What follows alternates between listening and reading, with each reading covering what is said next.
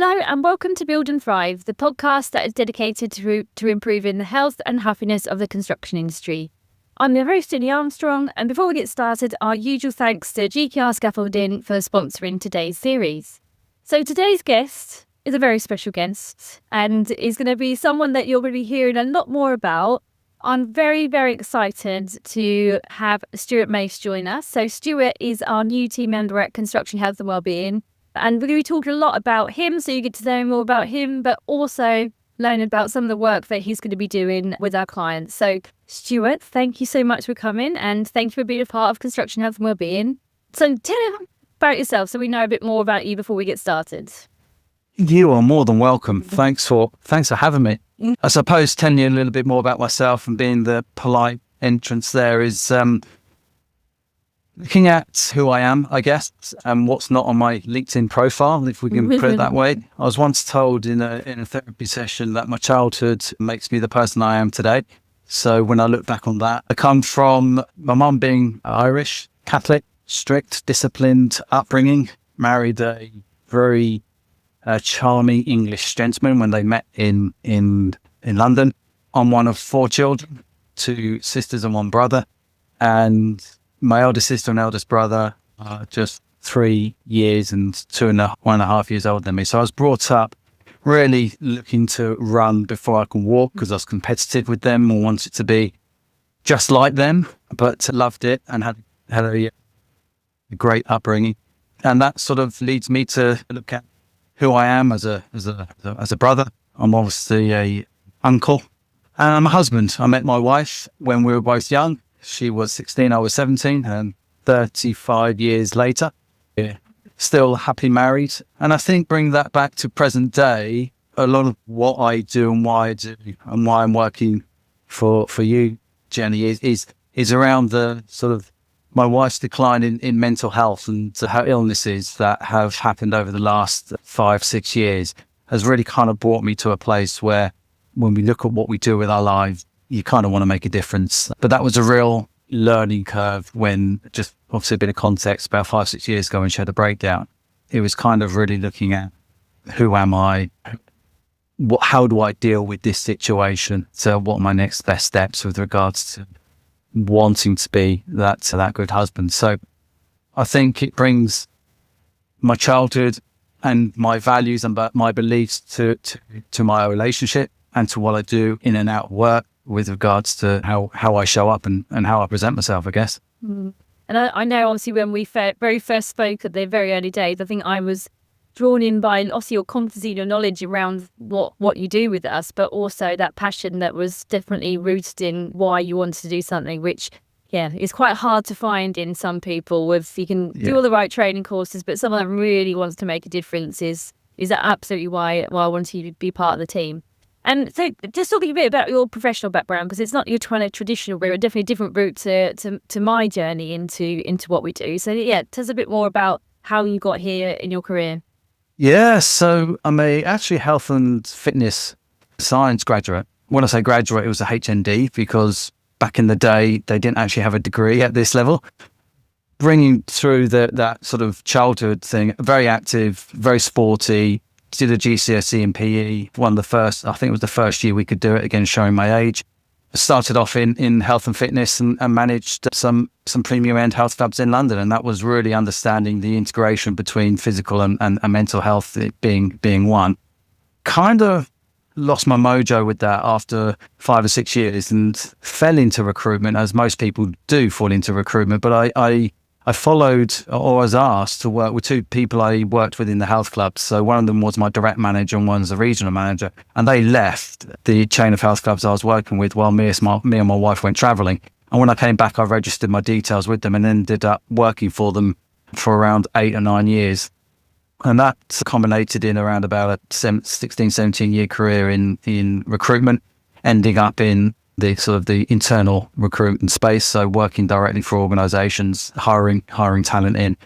And towards the last couple of years, I was getting increasingly frustrated with regards to not being able to, dare I say, change the narrative and change the norm, and realising that actually it's not actually the people that were the issue. Sometimes it was the work, the systems, the processes. And I didn't really have the impact I could have from an internal recruitment or talent acquisition point of view.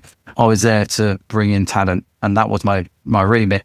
And whilst I question aspects of, well, why are we churning staff, or why are staff leaving, again, it was kind of like, stick to your lane, do what you have to do.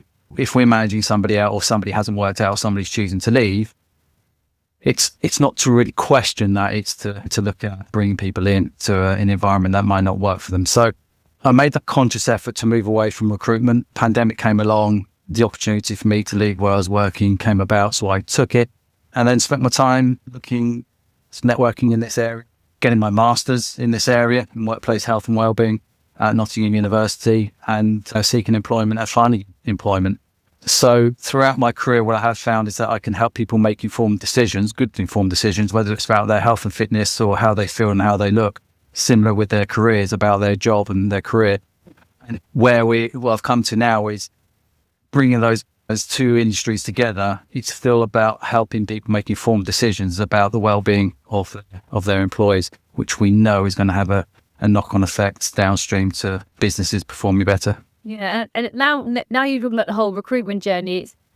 It's making a lot of sense to me, because I know obviously you've got quite a responsibility putting someone into a workplace and finding the right job for them. And if it's not the right job for them, but you're trying to meet the quota or fill the job, I can imagine it feels quite a responsibility to get it right. Yeah.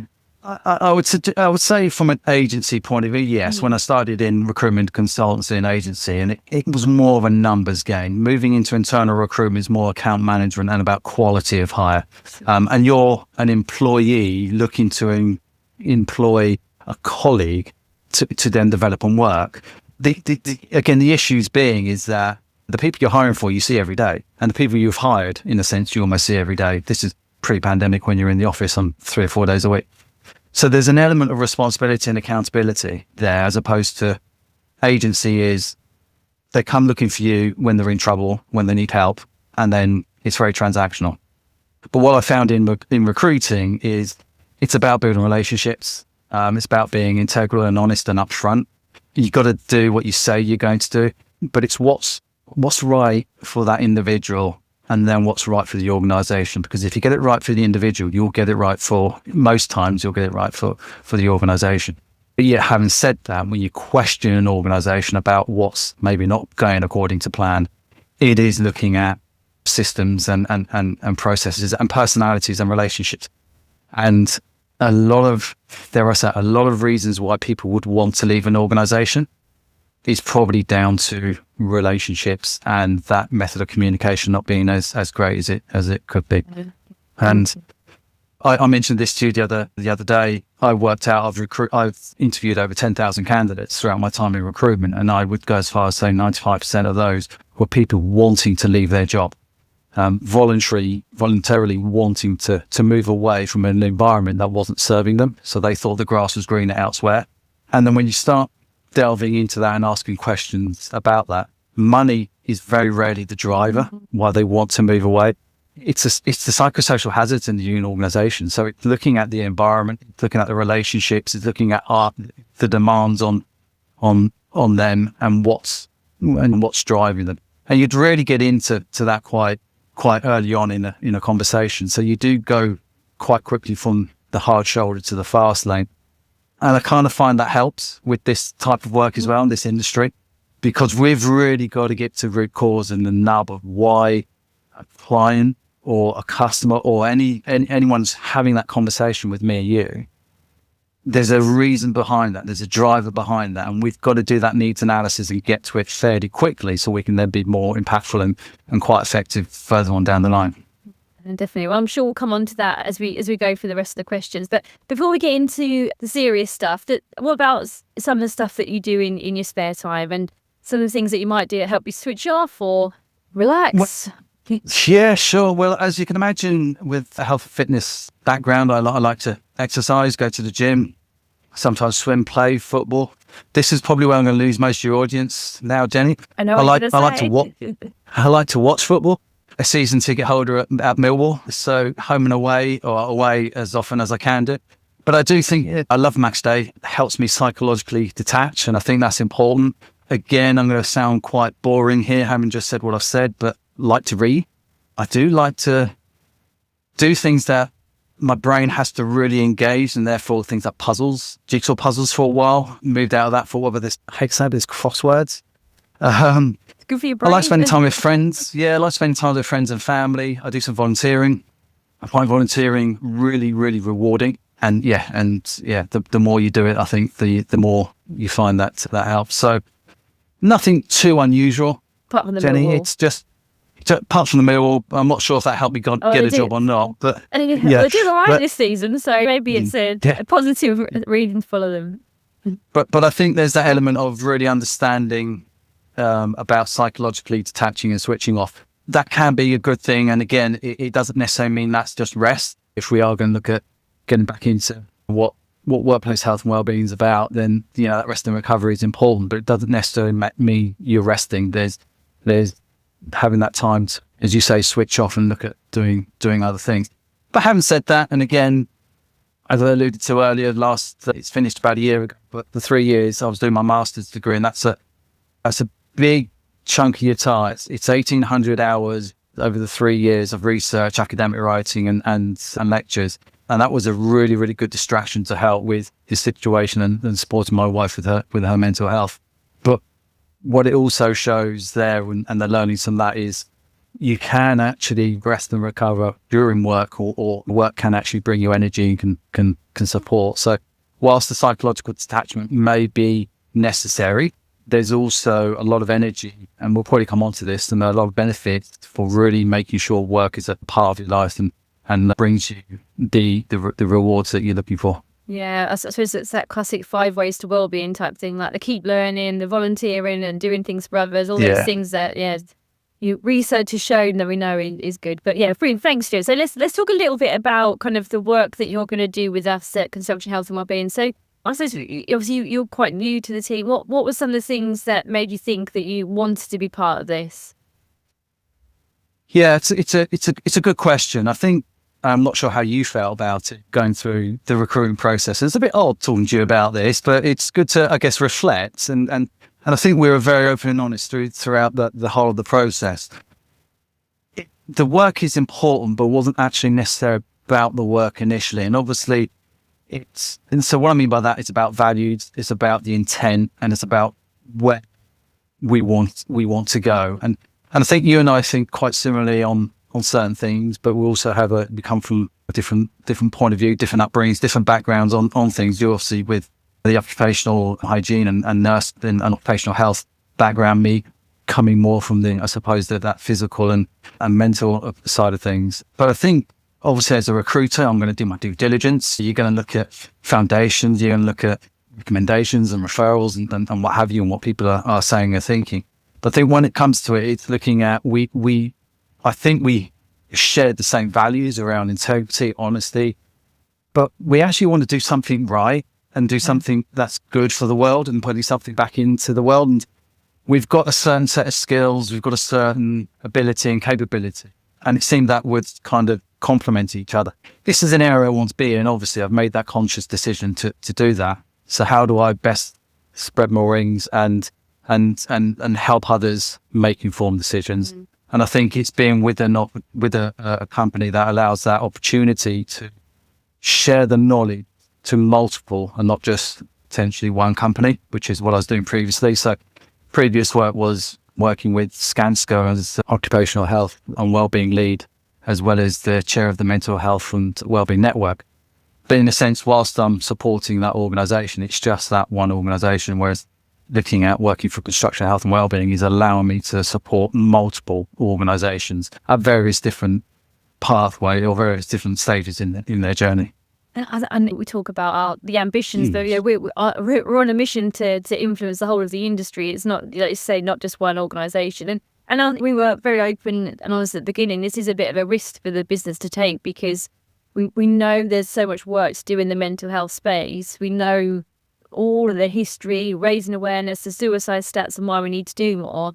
But how ready is the industry to take it to that next level? And that's what we're working on at the moment. And it's, there's where I think the time is right. Otherwise, we wouldn't have taken this move. But we've got to bring the industry along with us, which is the exciting bit, I think, as well. That's the bit that gets you motivated to think there's actually so much we can do, and a lot of it isn't as hard as perhaps some people think. It's just really getting the right message to the right people. So that's our mission this year: change the whole world and the industry at the same time. Yeah. Good luck with that. And I don't think we're too far off it, Jenny. As you mentioned, I do think there's a willingness within the industry to want to change. Where I think we are going to complement that is by holding their hand and helping them do that. But yeah, as I say, the main point is, and this came out in my research, and this has come out throughout my, dare I say it, 30 years of working, again, showing my age, is it's bespoke for each company. It's not what your competitors are doing. Let's do what they're doing. It's meeting our clients and customers in the industry where they're at, and taking their hand and leading it through it. And when I talk to people in the likes of Balfour Beatty or Forever, who are way down the line with ISO 45003 versus some organizations that don't even have a wellbeing strategy, you have to really be a chameleon to adapt how we can support them and get them where they want to get to, with our guidance. But it's understanding why. And I'm finding that's the big piece for this industry is we speak a lot about mental health and there's support in place. Yeah. But it's really trying to clarify what is workplace health and wellbeing, what are psychosocial risks, what is the upstream effects, and how we help people do that is critical. But it's down to them to do it. But we can obviously support them on that piece of on that road trip. But it's really asking questions of their employees and really asking questions of themselves as to, let's clarify where you want to be and why you want to be there. That's probably more than half of the challenge. And then let's put in the steps to help you get there. And I suppose when we have these conversations and you're speaking to lots of organisations at the moment, I think everyone will say we want to do the right thing. We're committed to mental health. We want to do the right thing. But what do you see most organisations getting wrong in that space? Is it that clarity piece or? Yeah. I think there's a couple of things. One thing would be, what is it we want to do? We know we should do something, but we don't know what it is, and we have good intentions, and what they may have done in the past might not serve them well, even though they had good intentions, and they may have just followed the crowd. If we look back, we don't learn anything from the future. We learn everything from the past. And if we look back, and after the pandemic, pretty much most organisations jumped on the bandwagon, if I can call it that, of having mental health first aiders. Yeah. Whilst it's a good skill to have, whether or not it's relevant for work is probably another podcast. It was a case of, had an organisation done their due diligence as to why and what was that purpose going to serve and what have you. And we are seeing organisations starting to move away from that. But it's that kind of example where I think the industry needs to really, as I say, question what is it they want to achieve. The other aspect is, Jenny, is that I sometimes feel that organisations feel that you mention mental health or anything along those lines, and they feel that they have to manage people's mental health and be responsible for it in and out of work, and that's not the case. And we'll probably come on to this later. It's looking at really how you manage that working environment and that individual whilst they're at work. What happens outside of work? Yes, they can bring that into work, but it's about the management of that. You're not responsible for somebody's mental health. Just as much you're not responsible for their physical health outside of work. And again, I think organisations think, well, we can't touch this because it's too big for us and that's too scary and we don't know what to do. And therefore, as I say, they offer good intentions, but don't actually move forward with intention and have that clarity and understanding of why they're doing something. Yeah, and I suppose one thing I do have responsibility for is managing the stress factors that they create. So absolutely. Let's talk about that a bit more, because obviously this is a big part of the journey that we're going on. So I suppose from your experience, when people, well, actually I'll start with my experience. When I, in the past, when I had conversations with organisations about stress, I've always had to label it something different, because whenever you say the word stress, everyone goes, eyes start rolling, going, oh gosh, there's people playing the stress card, people doing this stuff. It's people that just can't cope with hard work or whatever. But so from your experience, where do you see when we start talking about stress? I know we're talking about psychosocial risk, and there is a bit of misunderstanding between what it is. So what do you kind of see as the typical misunderstandings with stress, and what organisations need to do? I think there's a couple of things here, and it if we can unpick it, I think first and foremost, there's multiple generations in our workforce now.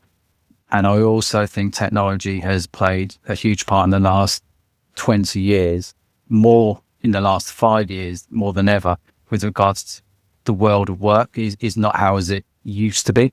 And so therefore, we're looking at boundaries being blurred. We're looking at work overloads. Where do you switch off? What's the expectation and what have you? And also, you just don't just get on with it anymore.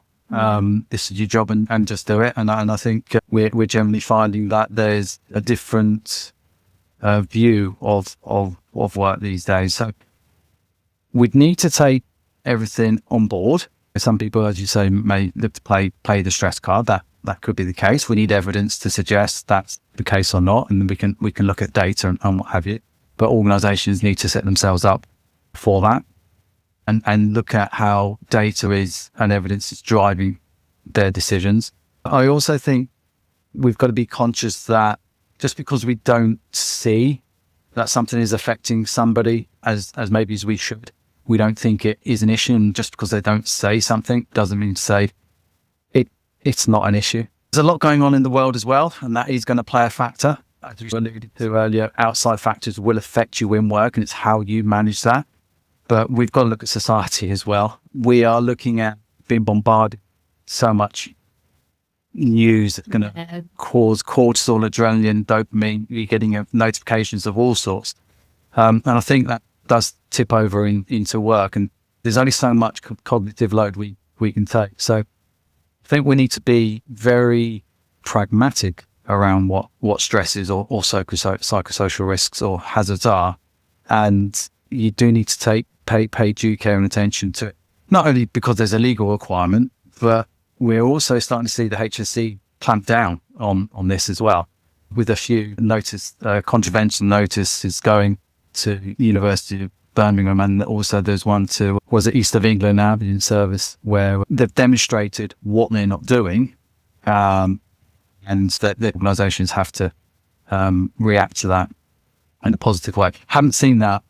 I mean, it's happening of late, but I haven't seen that prior. So I think we're now, when we see what's happening across the water it's more than that, across the other side of the world and down under in Australia and New Zealand with regards to legislation around psychosocial risk assessments, and obviously Canada's taking a step forward in that as well. The rest of the world will be looking, but we'll also need to play catch up, and we need to look at it. And it's a real thing, Jennie. It's a real thing. We've got 20% of our working age workforce not working due to illness. So that has an effect on the economy, has an effect on society, and has an effect on families as well. So you can continue to try and say it's not our problem and bat it away, but eventually that is going to catch up with you.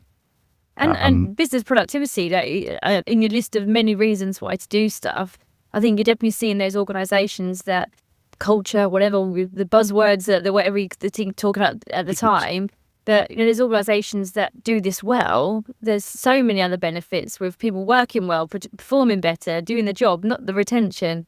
And I think one of the things that we're really trying to kind of raise awareness about is that this doesn't have to be complicated. This isn't about investing in loads of expensive technology or really expensive systems to do. It's just risk management processes. And this is why the construction industry should be so good at this, because they're so used to it on a day-to-day basis. We manage risk every single day. And it's about how do we just take those things forward and put the processes in place. So, but let's talk about stress risk assessments, because I know for many organisations, and for those that are listening that are wanting to do more in this space, often the starting point is, right, well, let's do this risk assessment piece. And what do we need to do? I mean, share your thoughts. Why do you feel like it's so difficult for organisations to do it, and where to start and to do it well, I suppose? I don't know. Why is it? No, but why is it? We know how to do assessments and risk assessments in the industry. So why can't we look at doing that from a stress profile? And I guess, well, I say I don't know flippantly. Clearly, I've got some theories and some thought process behind it. And again, I think there's an element of, health and safety has always been around that physical piece. And if you can see it, then you can do something about it. And it's normally assessing a task or a job, not necessarily an individual, which a stress risk assessment is.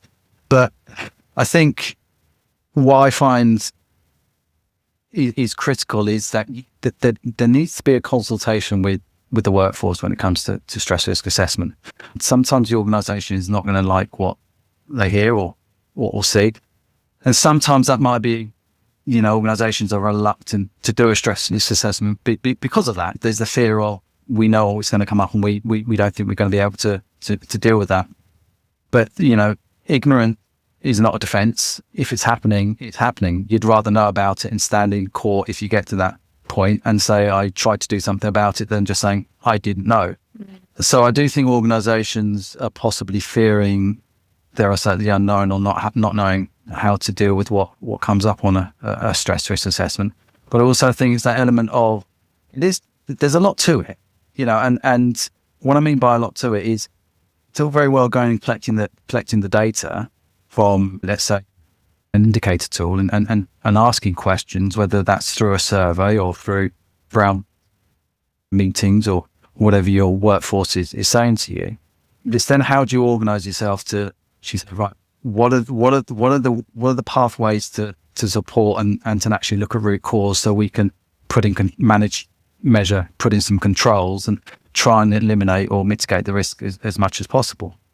And that has to come from talking to your workforce, and the workforce are more than likely going to have those solutions. And I think, again, that's where people think, oh, I don't know how to have this difficult conversation. And what if somebody says they're neurodiverse? What if somebody kind of says that I'm the problem as their line manager, or something's bigger than me and it's the organizational fit and all this sort of stuff that we can't do something about? Again, I think that's probably why people might roll their eyes and go, oh God, stress risk assessment, no, we don't want to touch those. Unfortunately, or fortunately, as the case may be, this is where we're getting to. This is the crux. We're now becoming a bit more savvy and a bit more aware of why people are probably going sick in work, or why people aren't producing their best work. When we start to look at what a stress risk assessment might uncover, we can then start to tackle root cause, and you're going to get a better result if you're tackling root cause. If you're looking at primary interventions, and we know this, it's so much easier than trying to, if we're looking at hierarchical controls, it's so much easier than to look at trying to be tackling the less effective controls. Yeah, absolutely. And I know, I suppose, from conversations that I have with organisations, that there seems to be, they think they've got to solve everything. They think that the answer is, right, we have to eliminate stress. And I was like, no, come back to what we do for physical health. We it's about risk minimisation where we can, to as low as reasonably practicable. But yes, you might have some external factors that you can't change anything about. You've probably got some internal factors that you can do something about. And by reducing those, you're reducing the overall burden. Yeah. And they feel like they've got to solve every single problem, and well, it isn't. It's just a recognition. The other thing that I often see when this is going back to my kind of nursing days is when you're having conversations with people who have been through a stressful time, taking time off, trying to get them back to work. Just the process of having someone to do the risk assessment, understand them, whether they solve all the problems or not, or eliminate it. But just feeling like someone is paying attention and caring that they don't want to be causing them more stress is the powerfulest part of the whole exercise in itself, rather than what the outcome is feeling that people are cared for, and that is an important factor. Yeah, you're so right. I think there, when it comes to looking at treating that individual as a human being, and you're looking after that individual as opposed to looking after the organization. What I've seen, certainly throughout my career in recruiting, as you can imagine, but certainly in this industry, is that when somebody doesn't know or seeks advice or wants to take the next step, they generally default to a policy. And they generally default maybe, well, this is what we should be doing as an organization and being consistent. And that might not actually work, because the policy might not actually suit that individual. Whilst it might protect the organization, it's probably not protecting that individual. And I do think there's an element here of looking at how organizations are building environments and cultures to support and protect their individuals. And that's where I think the shift is. It's not necessarily the sort of direct, this is because it's in policy and this is how we're progressing type of management hasn't always worked, and certainly is not working. I think these days it does need to be looking at reasonable adjustments for that individual, as the Quality Act tells us to do. And I think organizations need to start to be even more flexible around that.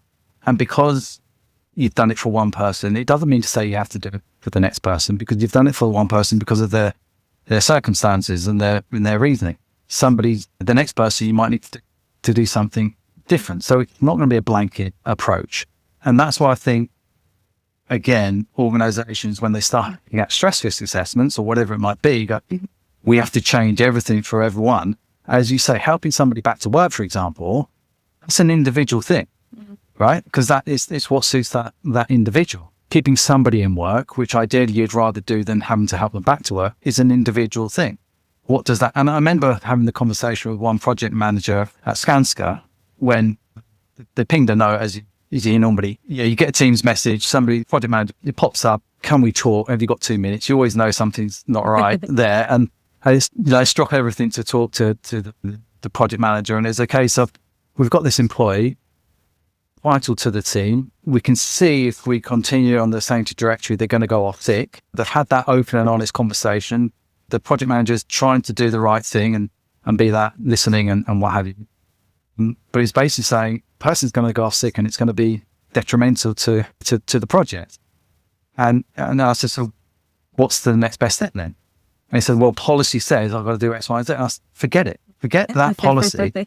What do you think is the best next right thing for that person's health and well-being?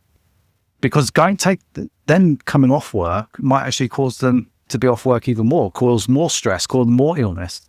Then being at work actually might be helping them, might be giving the purpose, might be actually understanding that they want to work and they're doing a 15, 16-hour day, and that's what's causing the issue. So is it workload? Is it demand? Is it relationship? What's the next best thing for that person's individual health and well-being? Let's start looking at that. Let's start putting in reasonable adjustments for this individual so we can ensure our project stays on track and you're protecting your project, but you're also protecting your individual. Because the chances are, you do put in the right interventions, you're going to get repaid by that individual. And whether they do 8 hours work, then none. Yeah. Or whether they do 4 hours work, then none. What's the reason why that person? So what's the next best step for that individual? We can sort out what the organization is going to say afterwards, because what you're doing here is you're protecting that individual, and that individual is going to repay that back and protect your organization. Yeah, absolutely. Well, let's move on to talk a bit more about ISO 45003, because I think when organizations ask the question, what does good look like in this space? What should I be doing? And I know we've had so many chats already about how achievable is 45003 for most organizations at the moment. And it's really encouraging that we're seeing, like you said, likes of Alpha BT and other organizations that have already done that, have put those systems in place and working really well. But they are obviously huge organizations with resource and people dedicated to doing this, and that's why they've got to that journey earlier. But I mean, obviously, I think for us, we're shaping a lot of the work we're doing around the principles of 45003. So just share a little bit about, I know it does sound scary for some people, but like try and kind of explain a little bit about what it means and why it shouldn't be as scary as some might think. Yeah, I mean, so just to clarify, ISO 45003 is a standard which looks at mitigating psychosocial risk within an organization. It's part of the health and safety management system.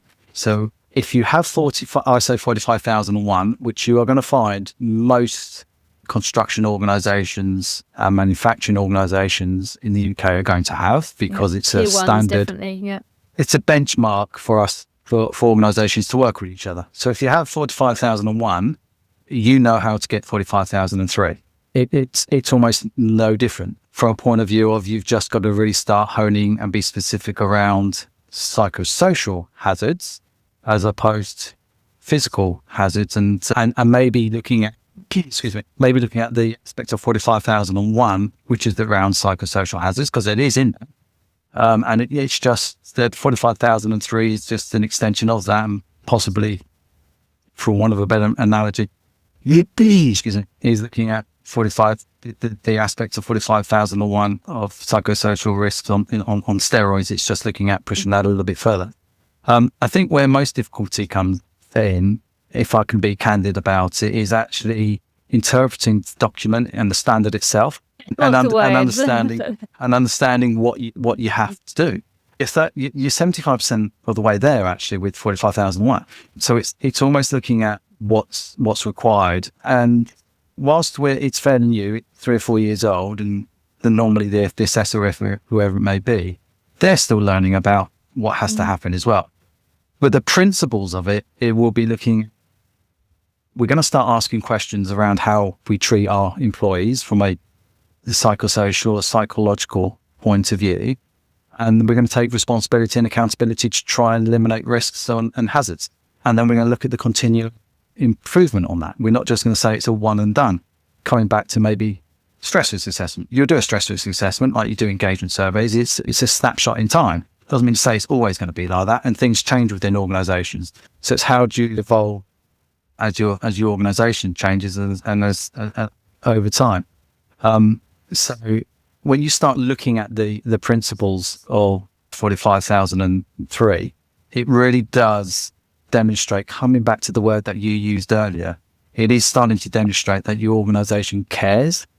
And I do think that's a big aspect of work. It's a big, you ask me why do I come work for you?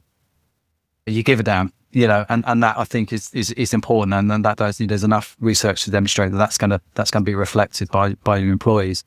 So I don't think it's as scary or as difficult as people think it is.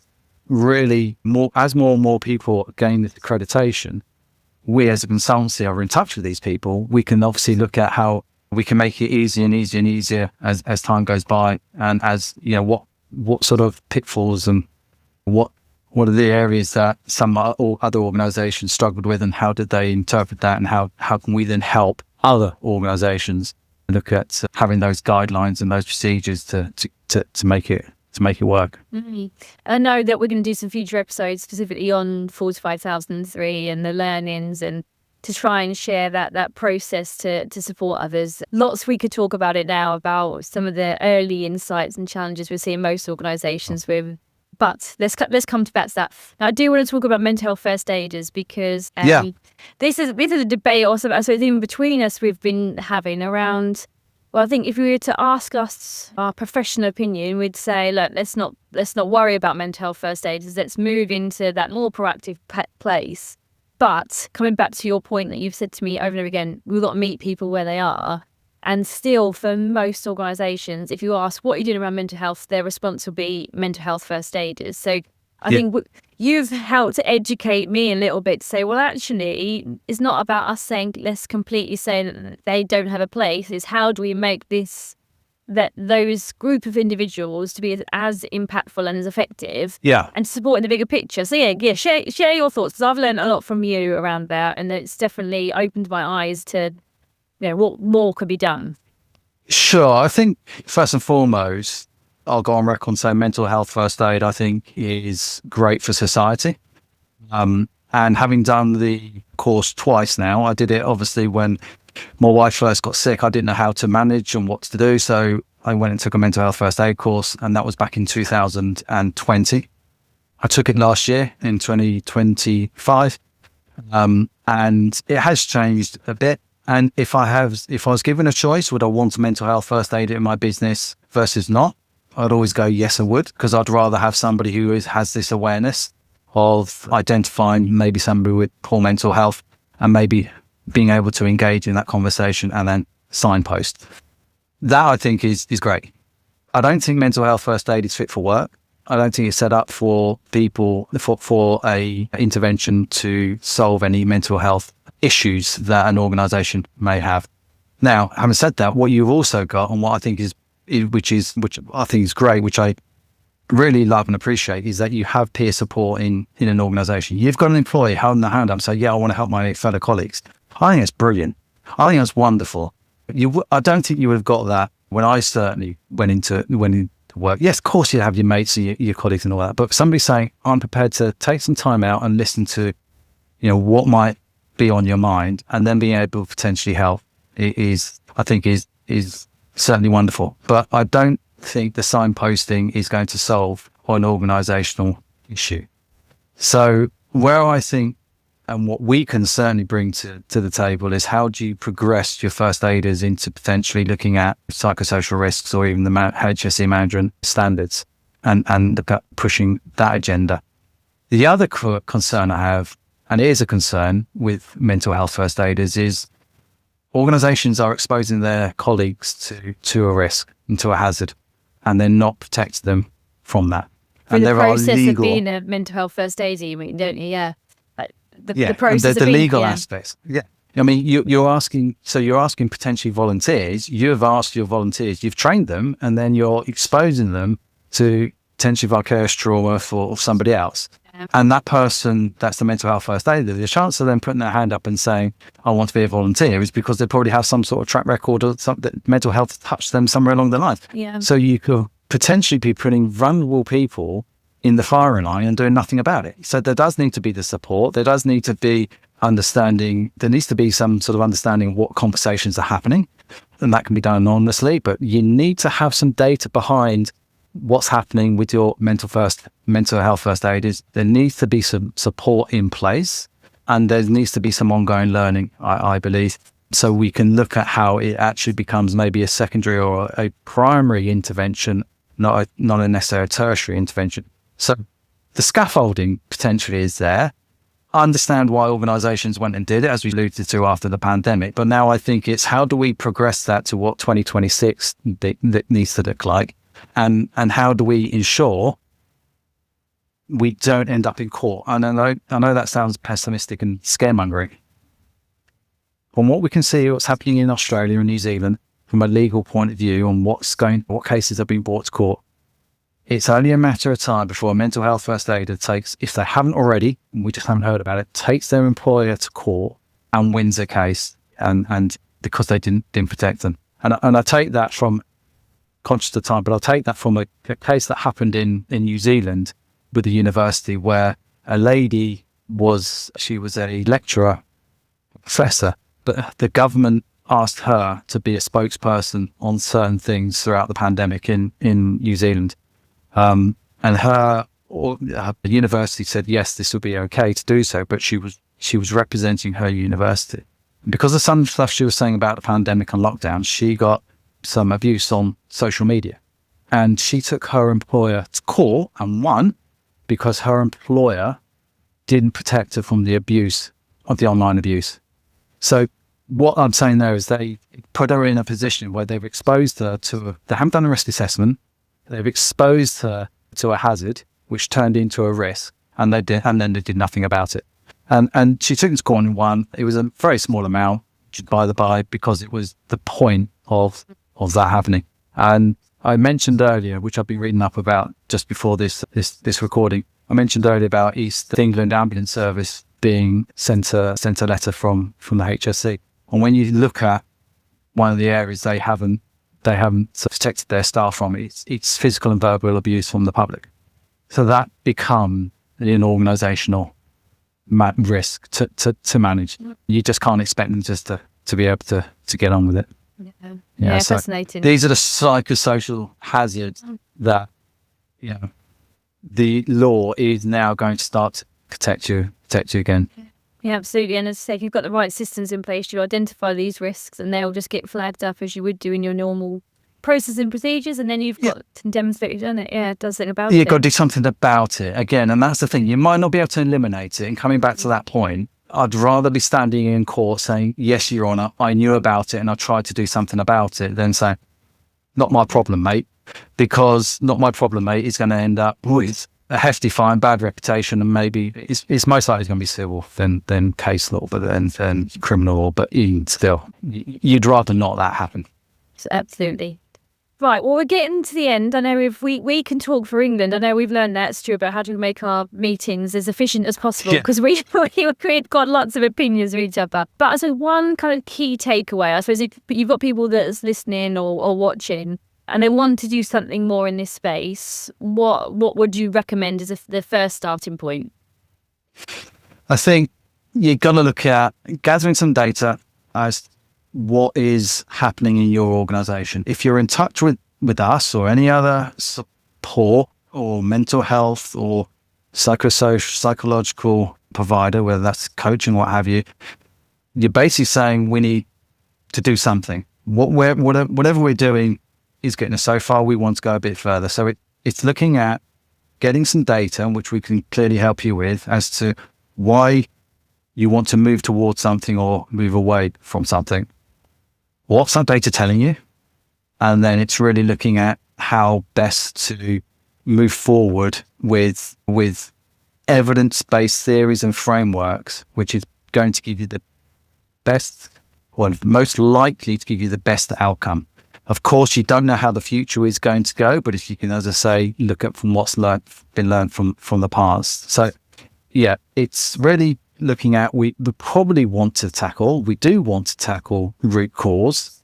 We may see some symptoms, which is causing somebody to have a conversation with us or somebody having an issue within the organisation, but it's looking upstream as to what those symptoms are causing those symptoms and what's happening there. So, yeah, I would say if an organisation was going to look at anything, you've got to look at tackling root cause. You've got to look at your psychosocial hazards, how that can work with mental health.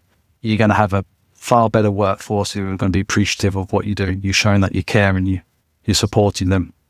But you're more likely for them to want to come to work and not want to leave. Coming back to my recruitment days as to why people wanted to leave work. So I do think it's not actually that difficult. I just think it's demonstrating that actually we see you, we hear you, we can see that things predominantly may not be working out for you. So we're going to take the accountability and the responsibility and the onus on doing that. But let's do that sensibly. Let's collect some data, whatever it is you might have in the organisation. Let's utilise that. Let's ask more questions. Let's consult with our workforce, and let's take steps together. The workforce will tell you what you need to do. Brilliant. The answers are already in your workforce. You just need to want to listen to them and then be able to act upon them. And I don't think that's too difficult. I really don't. I think it's just taking that onus as to we're going to do this and we are going to do what we said we were going to do, and not virtue signal. Absolutely. And I suppose the other thing people could do is get in contact with you, because you're doing some free training sessions to help organisations understand a bit more about it. And I know the feedback from those have been amazing, actually, because often individuals that kind of in that space that want to do more, but they need to bring other people on the journey. So they're inviting others to understand what it looks like. And that's, I suppose, coming back to 45,003 and that commitment piece, which we'll come back to in another episode. Yeah, and in those sessions, you can see normally around, that halfway to 2/3 in, you can see the penny drops. You just see it and they're like, whoa, okay, now I get it. Yeah. And it's designed that way. I made it that way. I thought about it. I've practiced this. I've done this to hundreds of people in Skanska, and also obviously now I'm doing it slightly differently to our clients who tailor make it. But you can see when I've done it to HS2, for example, and when I've done it to one or two other clients, you can just see that moment when the penny drops. And if that's not a teaser for people to want to do it, then I don't know what is. Yeah, brilliant. Well, as we always do, we'll make sure we've got lots of information in the show notes. And if people want to get in touch with you, they can, I'm sure, find you on LinkedIn, or we'll put your email address into it as well. Stuart, thank you. I know we've got plans for some more episodes, and you're also going to host some of your own episodes. I know that you've got some amazing contacts of people that I'm sure you can bring some greater insights into other areas of this space. Sure. So thank you very much, and I look forward to having you on again soon.